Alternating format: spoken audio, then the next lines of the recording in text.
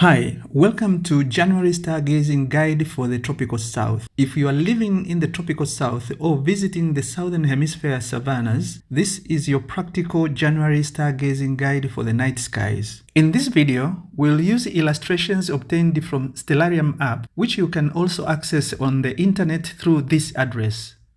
The illustrations show the sky as it appears around 6 degrees south of equator, mid-January from 9 to 10 p.m. This guide is intended to serve viewers in urban areas as well as dark sky areas. To facilitate this, we start by identifying objects bright enough to be seen by urban viewers and then use those objects to find dimmer objects. By using this star hopping methodology, you can enjoy stargazing from the backyard of your home in a city and prepare for the objects to watch if you get a chance to visit areas with darker skies. The main constellation chosen for January in this episode is Perseus, the hero, which is at the time and date of this guide found in the northern sky. In the course of finding Perseus, we will see 6 more constellations, namely Auriga, Andromeda, Cassiopeia, Aries, Taurus, and Gemini. In the southern sky, we will see the constellations Carina, Puppis, Vela, Dorado, and Phoenix. We will also see the large Magellanic Cloud galaxy. Towards the end, we will talk about the position of the planet Saturn in January 2026 in the western sky and Jupiter in the eastern sky. Let us begin by finding Perseus in the northern sky. Turning north, somewhere between horizon and overhead here, is a very bright star. This star is Capella, the 6th brightest star in the night sky. Capella is a system of 3 stars located relatively close, about 43 light years away, and is in the constellation Auriga. To the left of Capella, look for 3 stars of similar brightness forming a right angle triangle like this. I see these stars distinctly clear from my urban location. The 2 stars on the right of this triangle are in the constellation Perseus. The other one is in the constellation Andromeda. The star at the bottom here is Mirfak, a yellow-white supergiant star at the heart of the Perseus constellation, about 500 to 600 light years away. The star up here is Algol, a triple star system located about 90 light years away. It is in the class of eclipsing binary stars that undergo predictable shifts in brightness as the dimmer star passes in front of the brighter star from time to time. The star on the left is Almach, a double star located about 350 light years away. If you look to the right of the first 2 stars, you can see a line of stars made of dimmer stars that can be connected with a line like this.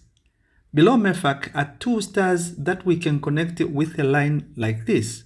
With a little extension from Algol, we get the shape of Perseus the hero. For viewers from north, Perseus looks upside down, and so do the surrounding constellations. In the neighborhood of Capella are 5 fairly visible stars that we can connect to form the shape of the constellation Auriga, the charioteer, looking like this.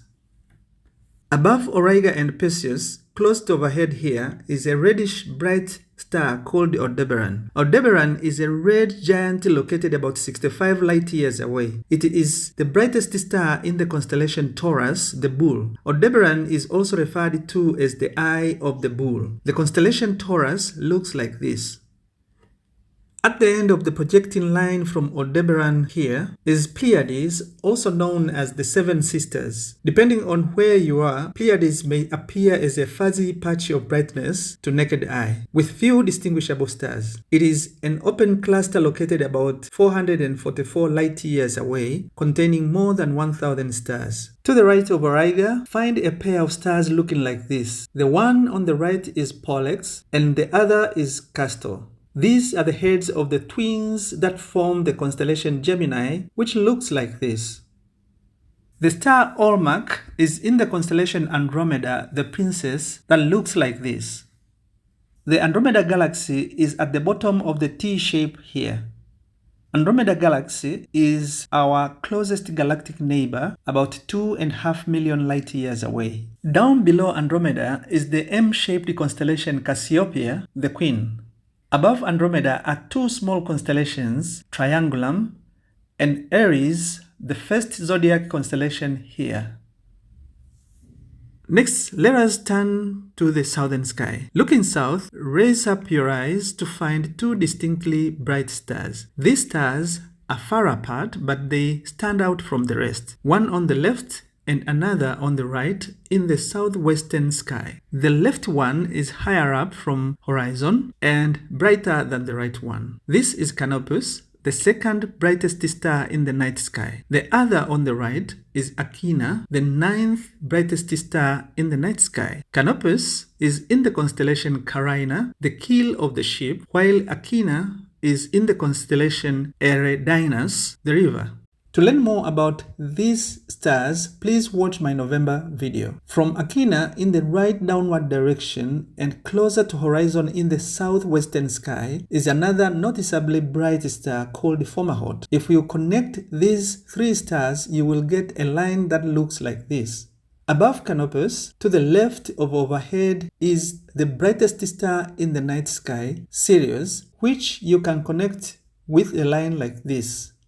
This pattern is so clear to me, I call it the Big J. From Canopus, in the left downward direction, there are several bright stars. Out of these, you can see these four clearly from a backyard in a city. They give a shape of a cross or diamond, but I prefer to see them as a big cross because there are three more crosses in this part of the sky. The false cross here, the diamond cross here, and the southern cross, which at the date and time of this guide has not yet risen. Canopus is in the constellation Carina, the keel of the ship, which looks like this.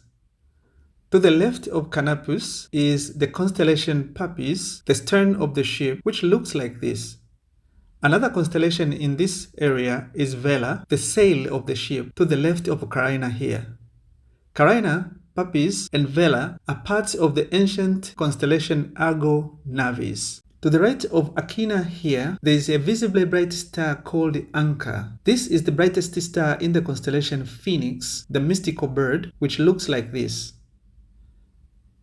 About 1/3 of the distance from Canopus to Achernar is the constellation Dorado, the dolphin fish, elsewhere referred to as swordfish. The stars forming this constellation are very faint, but it looks like this. The tail of the fish is pointing at the large Magellanic Cloud here, which you might be able to see if you are in the dark sky area. The Large Magellanic Cloud is a satellite galaxy of our own home galaxy, the Milky Way, about 160,000 light-years away. Turning east, the winter show of bright stars is now partly overhead. Look up to find Orion the Hunter almost overhead here, Canis Major to the right here, and Gemini to the left here. The winter triangle asterism connects Sirius, Procyon, and the Betelgeuse to look like this. The winter hexagon connects Sirius, Procyon, Pollux, Capella, Aldebaran, Rigel, and back to Sirius, forming a huge asterism. For more about winter asterisms, see my December video. In January 2026, two planets are visible at the date and time of this guide. Saturn is in the western sky and Jupiter in the eastern sky. To find Jupiter at the date and time of this guide, turn east and look for the brightest object on your left here. That is Jupiter, which is in the constellation Gemini. Jupiter has been on retrograde since November 11, 2026. This apparent backward motion will last until March 2026. Thus, if we watch Jupiter day by day, you will note that it's moving deeper into Gemini. At this point, I should mention with apology that I made mistake in my November and December videos where I said Jupiter was moving eastward against the background objects. To see the planet Saturn in January 2026, turn west and find a yellowish, steadily shining object somewhere above the horizon here. This planet is on prograde motion, so if you observe it day by day, you realize that it's moving eastward against the background stars.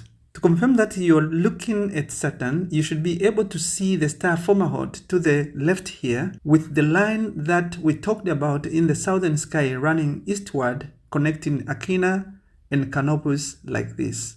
And that brings us to the end of our stargazing guide in the tropical south for January. It is my hope that you have found it helpful. If so, please like. I will also appreciate your comments. Thank you for watching.